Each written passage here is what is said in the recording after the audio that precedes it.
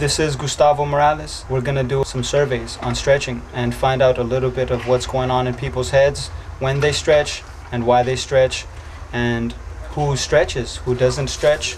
We're gonna find out now. Who are you? I'm Dylan Aguilar. I'm Mikey Johnson. My name is Sean Hale. When do you stretch? Stretch out in the morning times, like right after I wake up, and then I stretch before I skate, and then usually in between spots you usually have to drive to the next spot, and sometimes you get a little stiff, and then stretch out before the next spot. Not on the norm, not really every day, but it's mostly whenever I don't stretch one day and then I'll just be sore the next day, so I have to. Or if I injure myself, I suppose. I stretch a lot, like after skating for like 10 or 15 minutes. Usually, I get a little warmed up and then I stretch out my muscles some so my back doesn't hurt. Why do you stretch? It's good for your body to be limber, and I don't know, kind of like gets your blood moving, especially like right when you wake up and start doing some stretches and Limber up to help out injured parts of my body. Because it's supposed to be good for cooling down your muscles. What do you stretch the most? Right now I stretch my ankle out the most because I actually hurt my ankle, so I'm stretching out my Achilles and just doing like the alphabet and stuff with my ankle. My ankle, because that's what I hurt the most off. Usually my back, because my back usually gets really sore from skating.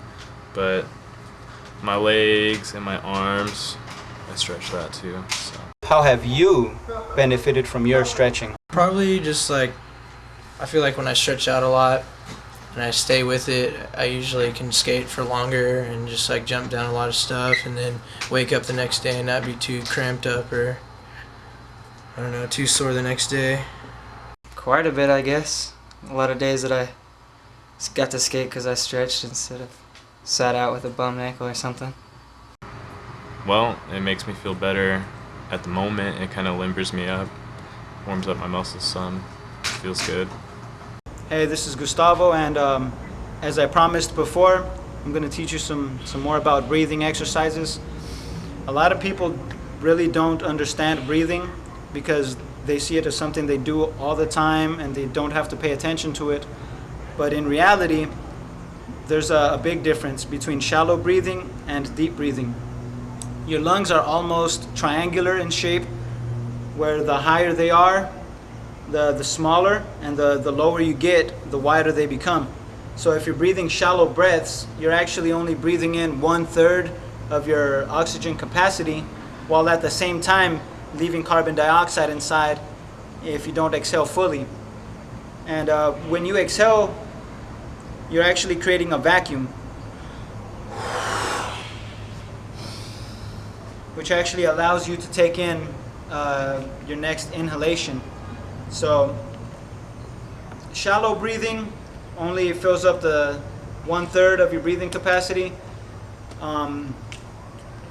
Full deep breaths will fill up the entire lung capacity. Stretch your ribs out, stretches your chest out, and gives you a good, well-rounded feeling.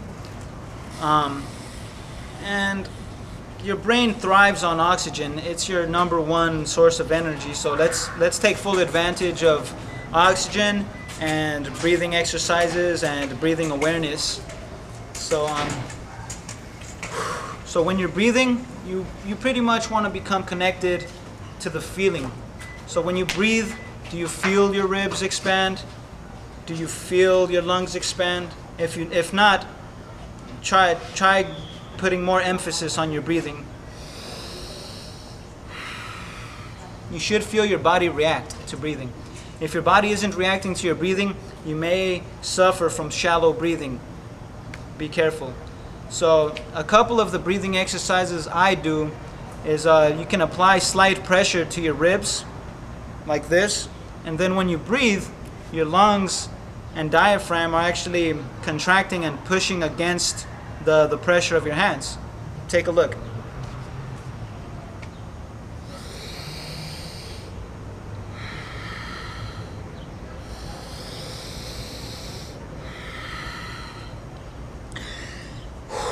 And as you become more familiar with the feeling of your body, you will have this little like these new synapses in your brain connecting to where when you're breathing, your body will actually respond more often. But it's totally up to you. No one's gonna force you to breathe deeply. Nobody's gonna force you to be happy and to feel good. It's solely upon yourself, and I hope you take into consideration deep breathing exercises. And another one of the breathing exercises is using your abdominal cavity to strengthen your diaphragm, which is actually your breathing muscle. And as you breathe, your diaphragm contracts and relaxes to fill your lung capacity to its fullest. So a breathing exercise that I do is when you breathe in, you have to almost let your stomach jut out like this. So, and when you breathe out, you want to push in your stomach to push all the oxygen out, as you can see.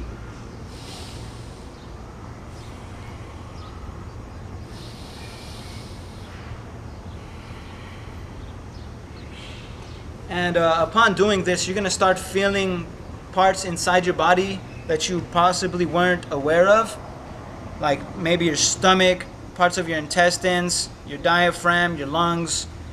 It just helps to magnify your body's awareness and your awareness of your body.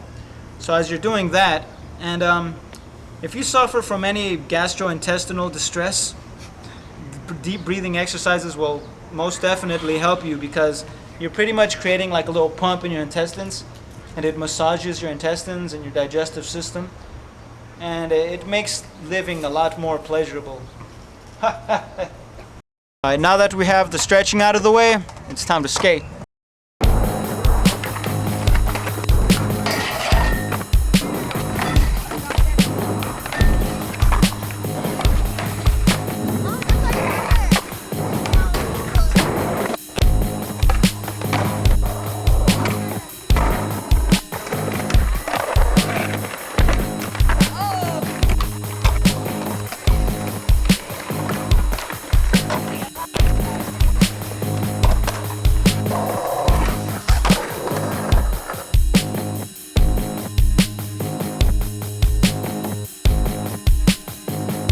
Whether you're a meditator, skater, or procrastinator, don't procrastinate on deep breathing.